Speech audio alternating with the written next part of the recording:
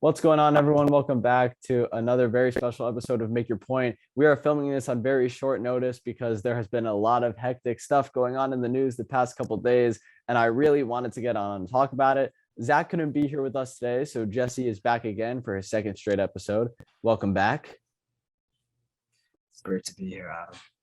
I bet you're very happy. I love your beanie, by the way. It's the Dolphins Thank are you. still, yeah. You know, I got to represent Dolphins, even though they're not in the playoffs right now. Obviously, the weather down in South Florida has been a little cold, which calls for me breaking out the beanie. But right now, the hottest thing in South Florida are our Miami Heat, who are currently first place in the East, one and a half games in front of the next best team. You want to get more?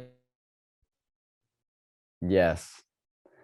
Your Wi-Fi broke up there, but everyone understood what you were trying to say. That was that was a line that he prepared beforehand, just like to let everyone know. But yes, the Miami Heat are first, and they're playing amazing basketball. And before we get into all the stuff that's been going on in the news cycle the past couple of days, and even today, which is why we're filming this, the Miami Heat have been playing amazing basketball. They're first in the East, like you said, 1.5 games above the next, the Chicago Bulls, and then I believe the Nets are third. And no one is talking about them. Not one person, no one on ESPN, no one on any news network at all. And they're playing the best basketball out of any team in the league, better than the Suns, who they beat by 25. I can't even fathom the idea that no one is talking about them. I every time I watch them, it fills my heart with joy because they just seem like the happiest and best team, all brothers, and having a great time. What have you been seeing from this Heat team, and what do you think their floor or their ceiling is going on for the rest of the season? I want to just talk about this for a little bit before we get into the other football stuff. Yeah, well, I'm very impressed with the way the Heat have held up this season, especially with all the injuries their team has faced, with Jimmy Butler missing time, Bam missing a significant amount of time with that thumb injury. And I just think our role players have really been able to step up. Putting in these guys in the lineup and plugging and producing has been key to our success. There's been guys like Gabe Vincent who have really stepped up. Last night he made six threes in the third quarter, which was amazing. Yep. One of my good friends used to refer to him as Gabe. Now not so much. Not so much. He's been playing good. But Caleb Martin, Omer Yurtseven, PJ Tucker, who's been playing unbelievable, and to mention his name in that category with the other guys just seems crazy, but it's true. Like, to have that guy on our team, and Strus and Duncan's playing at an elite level again for whatever reason. He got out of his slunk. Tyler Hero's back, Bam is back, Jimmy's back, and we still got Victor Oladipo waiting. Like, are you kidding? Oh, it's amazing. I'm so excited to see what the team is going to do post All-Star break, going to the playoffs. I pretty much have in my mind they have the number 1 seed secured. I really don't think there's any doubt about it. Let's switch over to the NFL real quick, because there's been a lot of stuff going on, like I've said a couple times, and I want to key on it because it's kind of going to affect the way we look at football in the future. After the past 20 years, all the same guys have been at the top of the league every single year, just like how the Heat are in first right now every year. Most years, who the teams that are first are the Packers, we're the Steelers, we're the Patriots, those teams that we know to be those elite franchises, always competing at a high level. And there was news today that Tom Brady just retired. And then there was more tweets and news an hour later that said, no, he hasn't. He called the GM and said he's not retiring. So no one really knows what's going on right now. Do you think he's toying with us? What do you think the best actual possibility is for Tom Brady for this upcoming year? Do you think it's time for him to step away, because he just had his best year ever at 44 years old? Yeah, well, personally, I didn't really expect it to come this soon. It's crazy saying that about a 44-year-old quarterback, but with Tom Brady, you just kind of think he's going to go on forever. When it hits you, it's like, wow, this is happening. But I think a lot of people close to him knew that he wasn't going to have this big farewell season where everyone's giving him pats on the back. He wanted to just go out playing that high intensity football just like every other year. And if that happened to be his last season, he ended his amazing career on a fantastic note, playing like he playing like he does all the time, scoring lots of touchdowns, limiting interceptions, and just having a great time out there. And if this is the end, it's really sad to see him go. But if not, maybe to the 49ers. I think that would be a Really? possibility. Brady, you He's think from, he'd leave the Bucks again? he's from the area. All right, I don't know about that, but there are really two ways to look at it. The first being he's turning 45. He's just had the best season of his career. Why stop now? He could be the first quarterback to play till he's 50 easily. There's no doubt in my mind that could possibly happen.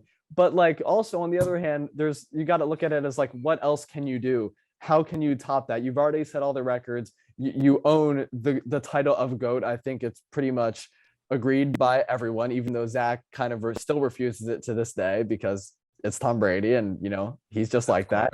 But of course.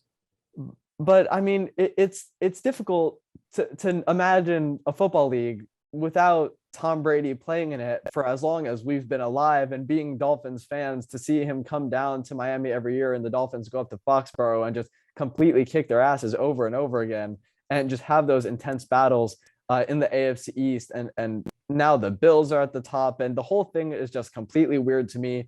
And the NFL just got even weirder the other day because Big Ben just retired. What do you think the Steelers should do moving forward? Well, I think there are going to be a couple options this offseason with guys getting on the market, such as maybe a move for Derek Carr is a possibility. Jimmy Garoppolo, Aaron Rodgers, of course, has been looking for an out. We don't know exactly where he's going to go yet. Yeah, we'll get into that. Yeah, let's talk about Aaron Rodgers because okay. that's been the other. Sorry, that's been the other really important. Sorry, Steelers fans, we don't have time for you. I mean, it's okay. But the Steelers could go for Aaron Rodgers. He's known to be a fan of the Pittsburgh area, but because he also kind of has that dog mentality that the Steelers are kind of known for. Mike Tomlin's a hardcore guy, likes to play by the rules, or his rules at least. So that could definitely be a possible move. But when you look at Aaron Rodgers, it seems like everything is up in the air right now. Obviously, there was the whole offseason last year where, we didn't really know what was going on. He wasn't speaking to the team, wasn't talking to his teammates, wasn't putting anything out into the media. And they basically restructured his contract so that this offseason he would have all of the leverage. He could say, I want to request a trade, I'm going to retire, or I want to re-sign and continue to play football for the Green Bay Packers. In my opinion, the Packers are just completely playing at a high level year in and year out in the regular season. And it seems they're pretty much unstoppable, except against the 49ers. And now with Brady potentially being gone, I just don't understand why you move into the AFC with quarterback-led teams with Mahomes, Josh Allen, Lamar Jackson, Derek Carr, Justin Herbert. It just doesn't really make sense to me. And now Nathaniel Hackett, his offensive coordinator in Green Bay, just became the head coach in Denver. Do you think it's smart to go into a conference with all those loaded teams, which potentially for the future could be the new dynasties competing at the highest levels? Sorry, that was a lot. That was a lot. My bad. I think historically and in the last stretch of NFL seasons over the past decade or so, even more, the NFC has been the dominant conference, and they have won more Super Bowls, except obviously for the Patriots dynasty, Yeah. But I think he wanted to try his hand. He might plan on trying his hand in the AFC. Like you said, Nathaniel Hackett hired as the head coach of the Denver Broncos is a big welcome sign for him to go to Denver. We don't know if that's going to happen or not, but that makes it a real possibility. His crime Devontae Adams might follow with. A lot of people want him to go to the Raiders, play with his old college teammate Derek Carr. Yeah. But I think if Rodgers is going to play in that AFC West division with Mahomes, Herbert, and Derek Carr, like imagine seeing him have to play against Devontae Adams. Yeah, that would be a crazy possibility.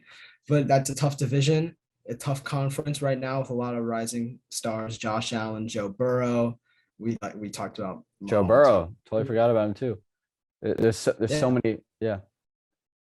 It would be tough, but it would prove that he's one of the greats. Denver has a good defense, everything. If anyone can go into if anyone can go into a division with Mahomes, Derek Carr, and Justin Herbert and possibly win it and go all the way, it's Aaron Rodgers at this point, at least in his career. Yeah. He also just had one of his best seasons and is probably going to go back-to-back MVPs. Unfortunately for him, they weren't able to get it done against the 49ers. The 49ers obviously move on to the NFC Championship to play against the Los Angeles Rams. And in the AFC, it's the Chiefs and the Cincinnati Bengals with Joe Burrow and Jamar Chase, LSU teammates that have led this young core of Bengals guys after a disastrous year last year to the AFC Championship and a remarkable run.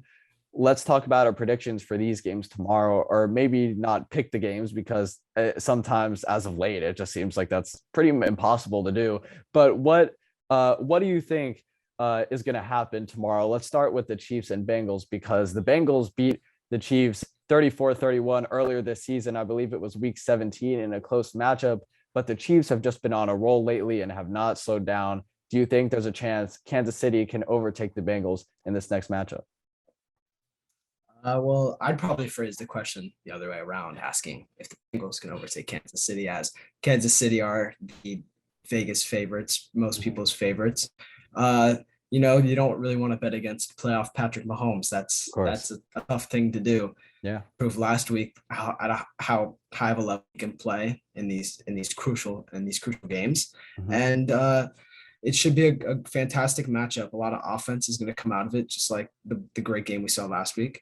If anyone can get it done, I could totally see Joe Burrow doing it. He's very calm, cool, and collected, kind of like another Joe from the 80s who won some Super Bowls. Yeah.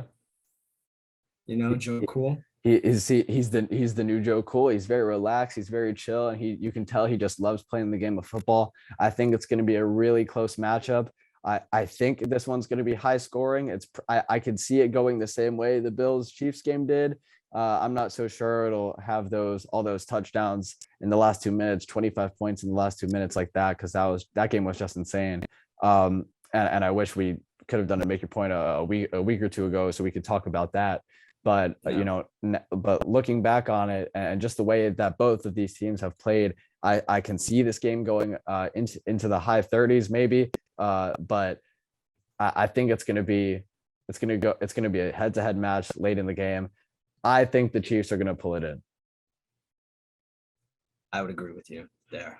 I'm going for the Chiefs. And now we can talk about the other side of the NFL with the NFC Championship. Who do you got there?